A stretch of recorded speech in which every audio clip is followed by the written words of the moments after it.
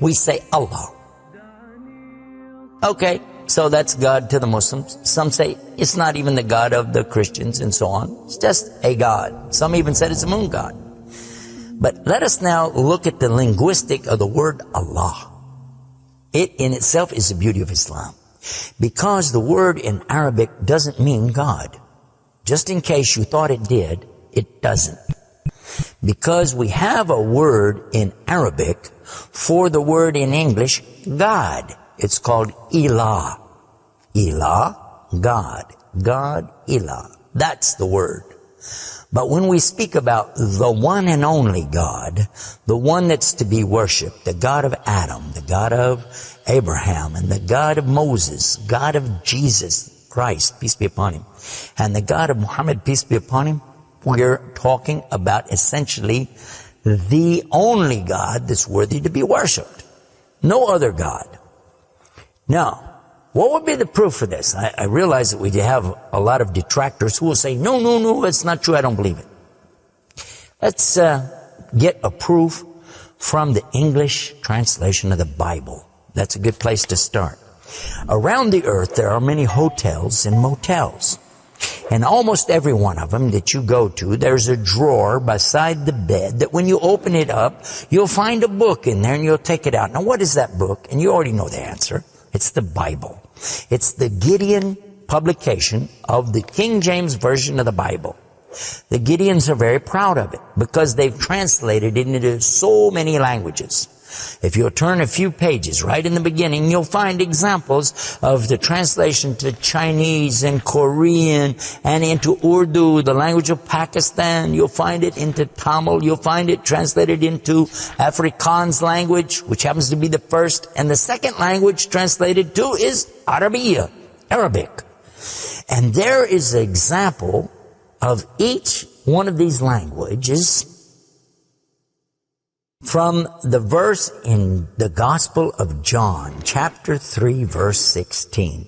And you know it very well. For God so loved the world. That's how it begins. And if you look in the Arabic language, the example that they gave in that Bible, it says Allah. Allah. That's what it says. For Allah so loved the world. So if it's not the same God, then why? All over the entire earth, everywhere I go, I find this exact same word being used in the Bible of the Christians. Now you might say, what about the Old Testament? Well, just in case you would like to check it out, you can obtain a copy of this from our website. It's called The Beauties of Islam. Let me spell it out for you. It starts with B, beautiesofislam.com. Go there and see for yourself. The example is right there. Page 1 of the book of Genesis, of the very beginning of the Quran. Page 1 has 17 verses. And there's the word Allah. Alif, Lam, Lam, Ha, 17 times. So just as it's the God for the children of Israel in Arabic language, and it's the God for the Arabs who are Christians, it's also the same God for the Muslims. The word is Allah. Why Allah? Why is it important to have this particular word, and why don't we have it in English? Now, I want to come to the etymology of the word. It comes from the word Ilah, and Ilah means God. But God is defined as what? Anything that's worshipped, whether it be something you can see or you don't see. Something you can touch or not touch, something that you can hear or not hear. A God could be anything. A God could be a rock, a stick, a stone, a bone. A God could be something that you could make with your hands. A God can be something you could use your imagination for. It could be a human being. A God could be anything. G-O-D, God, could be anything. But there is no word in English for Allah. So when you translate the word Allah to be God, you've actually diminished the meaning of Allah. That's why whenever you translate the Bible from English to Arabic, you need to use the word Allah instead of God with a big G, which now gives us a clue to the problem. In the English language, they only have one word, God. Little G-O-D. It means something worshipped. It could be idols, images, pictures, statues. It could be human beings. It could be anything. This is God's. Little G-O-D-S. But when you mean the God, you have to capitalize the G. You have to make a big G. Now, what happens if you're going to start the sentence with the word God? You have to make a big G anyway, don't you? So you wouldn't know if it was God, big God, or God, a little God, just any old God. You wouldn't know.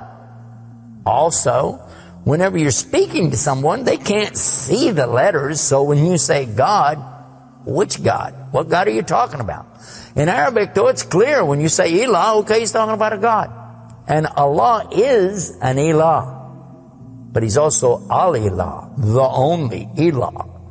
And when you say Allah, this firms it up. And there's no doubt in anybody's mind that you're talking about the one and only God. The word Allah in the Arabic language cannot be made plural. There can't be more than one. Okay, that perfectly fits the unique God of the believers, because there's not more than one. He's only one. There's no God beside God. Second point is this: it can't be made female or male. There's no gender to the word. In Arabic, all the words have gender. All words have gender. But this particular word is only having gender because of the Arabic language, not because Allah has gender. I'll give you an example. It always says like Allahu. This means Allah, He is. But when we say He, it's out of respect for Allah, because Allah is without gender, because He's not like His creation, not male, not female. Additionally, we find that the examples in Quran, for instance, when Allah is talking about Himself, you'll find it says Nahnu. Nahnu means we. And Allah refers to Himself as Nahnu. He also says khalaqna. He says khalaqna. What does that mean? He's saying that we created. And throughout the Quran you find Allah referring to Himself as we, our, and us. And right away you're going to say, okay, if that's not plural, then what is? In fact, this is the royal we used by a king or a queen when they're giving decrees. We have it in English too, so you can understand. The king says, we decree the following, and he's talking about himself. It's the royal we. Now, I thought about this quite a bit, and I was trying to think, how could I give a better example? After all, most of us, myself included, never met a king, never met a queen, and so I'm not really familiar with that usage. Although it's there, I'm not sure what you're talking about. So then in studying the English language, we find that it's true that we do that when we speak to someone directly. Watch this. When I say, for instance, this cup. Okay. I would say, this is a cup. This is a cup of tea. I would say, this book is. I would say, those artifacts are. Those are. This is. These are. So I'm saying is and are. Did you catch this now? These things are. This is. Now when I speak to a human being, how do I do this? Well, I will say, you guys. All of you are. All of you are. A-R-E. But when I speak to somebody directly, do I say you is or you are? I will say you are. Why? Simply because this is the respect, honor, and dignity that I'm giving. There's no plural there. When I say to you, you are my friend. You are a lovely person. But why am I saying are? Why aren't I saying is? You is my friend. You is a lovely person. You'll say, man, this guy doesn't know English language. And in fact, that's how we can understand this usage of we and our when Allah is talking about Himself. This is the same as when I say I. I don't say I is, I say I am. And again, it's to show the, not plural, but rather the specific nobility, dignity, and honor that you give to the one who's speaking about himself and to the one he's speaking to.